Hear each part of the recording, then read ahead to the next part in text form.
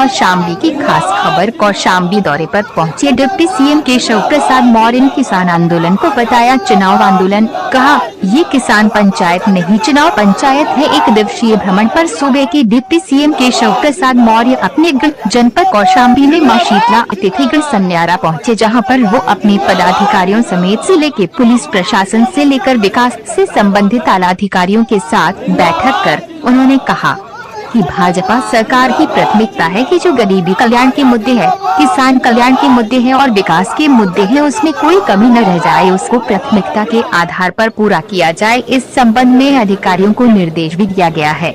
अपने जनपद कौशाम्बी के दौरे पर पहुंचे डिप्टी सीएम केशव प्रसाद मौर्य ने अपने कार्यकर्ताओं से 2022 के विधानसभा चुनाव की तैयारी में जुड़ जाने का आह्वान भी किया और विपक्ष पर निशाना साधते हुए दावा किया कि 2022 में सपा, बसपा, कांग्रेस व अन्य पार्टियां एक साथ मिलकर चुनाव लड़ेंगी, तब भी जनपद के तीनों सीट सहित प्रदेश में 300 से ज्यादा सीट लाकर भाजपा अपनी सरकार बनाएगी। 2014 से 2017 और 2019 की तरह 2022 और 2024 में भी भाजपा की ही सरकार बनेगी और प्रदेश को विकास के नए कीर्तिमान की ओर ले जाने का कार्य करेगी।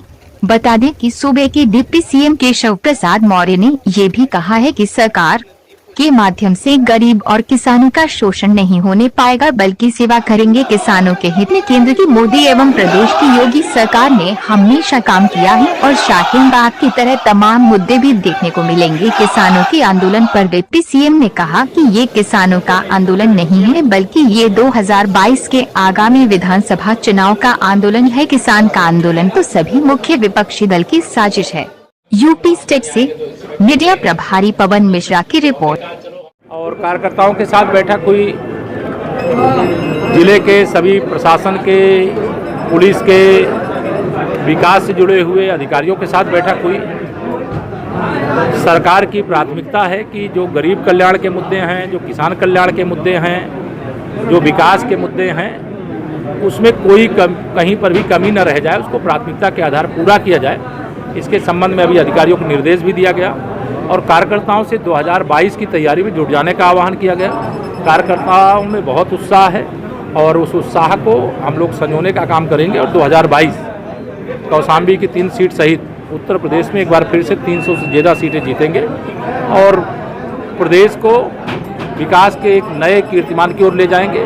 और प्रदेश में सरकार बनती है तो देश में सरकार बनती है भाजपा की, इसलिए 2022 और 2024 दोनों चुनाव को जोड़कर हम लोग देखते हैं। धन्यवाद। घोषणा भी आज आपने की है। हाँ, घोषणा भी दी है। अभी मैं यहाँ पर एक परिसर में एक बड़ा हाल आवश्यक है, जैसे कोई बैठक अभी संगठनात्मक हो और चाहे वो सरकारी बैठक हो और चाहे कोई विकास योजनाओं की बैठक हो, तो अभी जो हाल है उसकी कैपेसिटी छोटी है, इसलिए 500 लोगों के बैठने का एक कक्ष इसमें और अलग से बनाया जाए, इसके लिए मैंने घोषणा भी की है, इसके लिए निर्देश भी दिए। महापंचायत का नारा लगता है, चुनावी पंचायत है या किसानों की पंचायत है? देखिए, मैं ये बोल चुका हूँ कि जो किसान के नाम पर हो, किसानों के हित में सबसे ज़्यादा काम केंद्र में मोदी जी के नेतृत्व में, प्रदेश में योगी जी के नेतृत्व में हमारी सरकारों ने किया।